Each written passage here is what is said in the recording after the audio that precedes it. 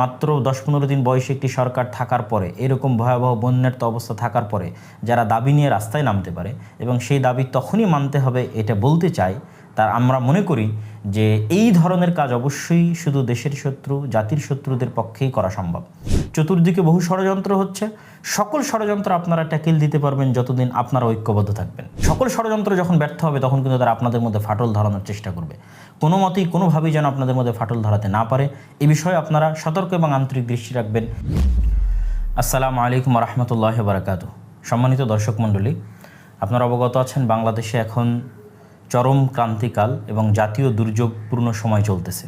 আমরা সকলেই জানি যে ত্রিপুরা থেকে বাঁধের পানি ছেড়ে দেওয়ার কারণে এবং অতিবৃষ্টির কারণে যে পরিমাণ ভয়াবহ বন্যার সৃষ্টি হয়েছে ফেনী, নোয়াখালী, লক্ষ্মীপুর সহ বাংলাদেশের একটি বিস্তর বৃহৎ অঞ্চলে, সেই ভয়াবহ বন্যায় যে মানবেতর জীবনযাপন করছে মানুষজন, গত এক সপ্তাহ যাবৎ বিদ্যুৎ বিচ্ছিন্ন, যোগাযোগ বিচ্ছিন্ন, নেটওয়ার্ক বিচ্ছিন্ন এবং এমনও জায়গা আছে যেগুলোতে খাদ্যদ্রব্য পৌঁছে দেওয়া যাচ্ছে না। যেহেতু আমরা ত্রাণ কাজের সাথে জড়িত আছি নেবরাস ইসলামিক রিসার্চ ফাউন্ডেশনের পক্ষ থেকে এবং দাওয়াইল আল্লাহর পক্ষ থেকে, সেহেতু আমরা অবগত আছি যেমন ছাগলনাইয়ার মতো, পরশুরামের মতো এলাকাগুলোতে ত্রাণ নিয়ে কেউ পৌঁছতেই পারতেছে না।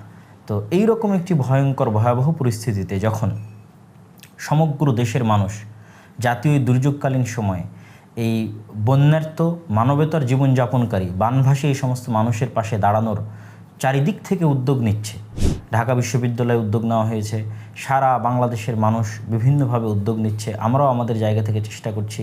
এরকম একটি ক্রান্তিকালে আমরা গতকাল রাতে হঠাৎ করে দেখলাম যে আমাদের কাছে অনেক দুঃখজনক মনে হয়েছে, অনেক কষ্টদায়ক মনে হয়েছে যে সচিবালয়ের মতো একটি নিরাপত্তাপূর্ণ গুরুত্বপূর্ণ জায়গায় গ্রাম পুলিশ রক্ষা বাহিনী বা আনসার যারা রয়েছে তারা তাদের একটি দাবি নিয়ে, জাতীয়করণের দাবি নিয়ে, যে দাবিটি মূলত একটি অন্যায্য দাবি যা আমরা ব্যাখ্যা করবো ইনশাআল্লাহ, তাদের সাথে ছাত্রদের যে সংঘর্ষ তা আমাদের কাছে অতীব দুঃখজনক মনে হয়েছে এবং অতীব কষ্টদায়ক মনে হয়েছে।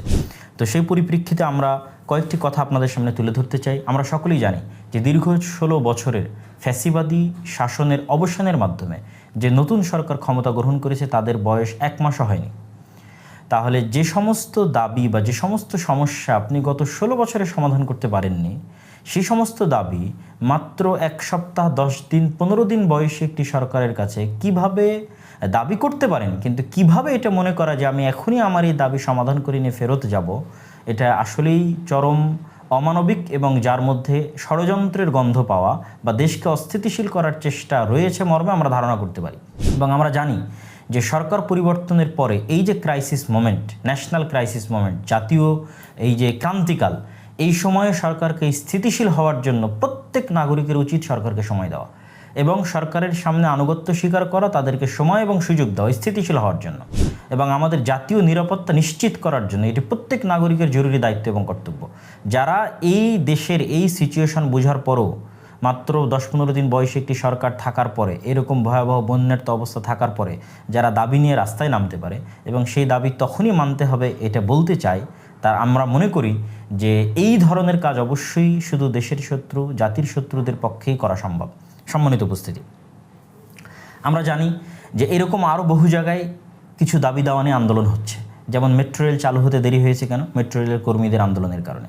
কিছুদিন পূর্বে আমরা দেখলাম যে এইচএসসি পরীক্ষার্থীর একটি দাবি নিয়ে আন্দোলন করলো, সচিবালয় ঘেরাও করলো এবং একটি দুঃখজনক কালচার তৈরি হয়েছে যে কোনো দাবি করলেই সেটি মেনে নিতে হবে।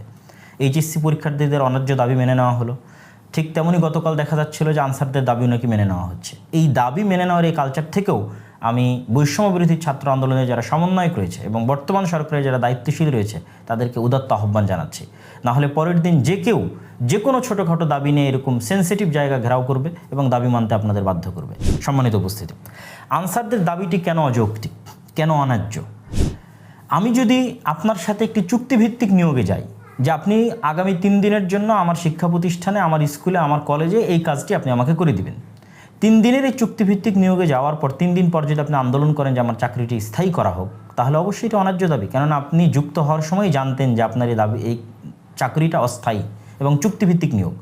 তো আনসারদের যেটা তৃতীয় লেভেল, যেটা গ্রাম পুলিশ রক্ষা বাহিনী বা আনসার আমরা যেটা বলি, এই লেভেলের আনসারদের সরকার শুধু প্রশিক্ষণ দেয়, অস্ত্র দেয়, পোশাক দেয়, তাদের হাতে একটা আইডেন্টি কার্ড দেয়, তারপরে তারা মূলত বিভিন্ন সেক্টরে চুক্তিভিত্তিক নিয়োগ পায়। কোনো কোম্পানি হতে তাদের নিরাপত্তার জন্য তাদেরকে হায়ার করে, সেক্ষেত্রে কিছু শর্ত আছে, সেগুলো পূরণ করে তাদেরকে হায়ার করতে হয়। তাহলে যখন আপনি চাকরিতে জয়েন করতেছেন তখন আপনি জানতেছেন যে আপনাকে স্থায়ী করতে বা জাতীয়করণ করতে সরকার বাধ্য নয়, এ বিষয়ে সরকার ওয়াদাবদ্ধ নয়। তাহলে কেন আপনি বলতে চাচ্ছেন যে এই দাবি মেনে নিতে হবে? সুতরাং এই দাবি মেনে নিতে সরকারকে বাধ্য করাটা মূলত একটি অন্যায্য দাবি। আরেকটি বিষয় আমাদের মাথায় রাখতে হবে যে আনসার শব্দটি অনেক পবিত্র এবং অনেক গুরুত্বপূর্ণ একটি শারঈ পরিভাষা। রাসূলুল্লাহ সাল্লাল্লাহু আলাইহি সাল্লাম যখন মক্কা থেকে হিজরত করে মদিনায় গেছিলেন, তখন যারা মক্কা থেকে হিজরত করে মদিনায় গেছিল তাদের বলা হতো মুহাজির, আর মদিনায় অবস্থানরত যারা মক্কার মুহাজিরদের জন্য সহযোগিতা করেছিলেন তাদেরকে বলা হতো আনসার। তো আমরা যেমন আজ 1400-1500 বছর পরে 1400-1500 বছর পরে জন্ম নিয়ে আমরা যেমন সাহাবী হতে পারবো না, ঠিক তেমন আমাদের পক্ষে আনসার বা মুহাজির হওয়াও সম্ভব নয় ওই শারঈ অর্থে। হয়তো আনসার শব্দের যে সুন্দর অর্থ আছে সাহায্যকারী, এটিকে সামনে রেখে হয়তো মুসলিম দেশ হিসেবে তাদেরকে সাহায্যকারী মনে করে হয়তো এই নামটি নামকরণ করা হয়েছে। যদিও আমাদের পরামর্শ থাকবে এরকম একটি শারঈ বিষয়ের এই ধরনের নামকরণ নিয়ে দ্বিতীয়বার চিন্তা ভাবনা করা উচিত এবং ভাবা উচিত। সম্মানিত উপস্থিতি, আমি সরকারের প্রতিও একটি উদাত্ত আহ্বান জানাতে চাই। বৈষম্যবিরোধী ছাত্র আন্দোলনের যারা সমন্বয়ক রয়েছে, দায়িত্বশীল রয়েছে, তাদের প্রতি উদাত্ত আহ্বান জানাতে চাই। আপনারা যেমন সরকারকে অস্থিতিশীল করার জন্য বিভিন্ন দিক থেকে যে চেষ্টা হচ্ছে এই বিষয়ে সতর্ক দৃষ্টি রাখতেছেন, ঠিক তেমনি এই বিষয়ে সতর্ক দৃষ্টি রাখবেন যে সরকারের মধ্যে থেকে, বর্তমান উপদেষ্টা পরিষদের মধ্যে থেকে কোনো উপদেষ্টা যেন এমন কোনো বক্তব্য, এমন কোনো কথা না বলে যেটা এই দেশের ম্যাস পিপলকে, জনসাধারণকে হার্ট করতে পারে। যেমন আমরা স্বরাষ্ট্র উপদেষ্টার বক্তব্য শুনেছি, ঠিক তেমনি কিছুদিন পূর্বে আমরা একটি সংবাদ দেখলাম ঢাকা বিশ্ববিদ্যালয়ের একটি নারী আন্দোলনের নারী সমাবেশে গিয়ে আমাদের জনৈক উপদেষ্টা, নারী উপদেষ্টা, তিনি তাদের 13টি দাবির সাথে একমত পোষণ করেছেন, যে দাবিগুলোর অধিকাংশ দাবি ইসলামী শরীয়তের সাথে সরাসরি সাংঘর্ষিক।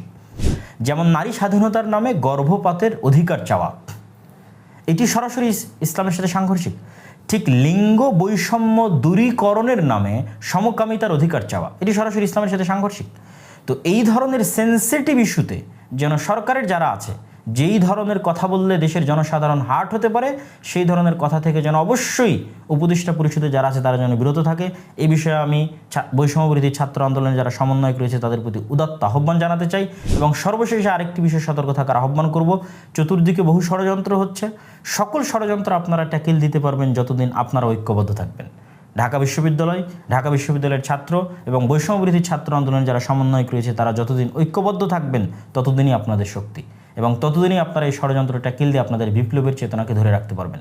অতএব কোনো পক্ষ যেন কোনোভাবেই আপনাদের মধ্যে, সকল ষড়যন্ত্র যখন ব্যর্থ হবে তখন কিন্তু তারা আপনাদের মধ্যে ফাটল ধরানোর চেষ্টা করবে, কোনো মতেই কোনোভাবেই যেন আপনাদের মধ্যে ফাটল ধরাতে না পারে, এই বিষয়ে আপনারা সতর্ক এবং আন্তরিক দৃষ্টি রাখবেন। এই বলে আমি আমার সংক্ষিপ্ত বক্তব্য এখানেই শেষ করছি।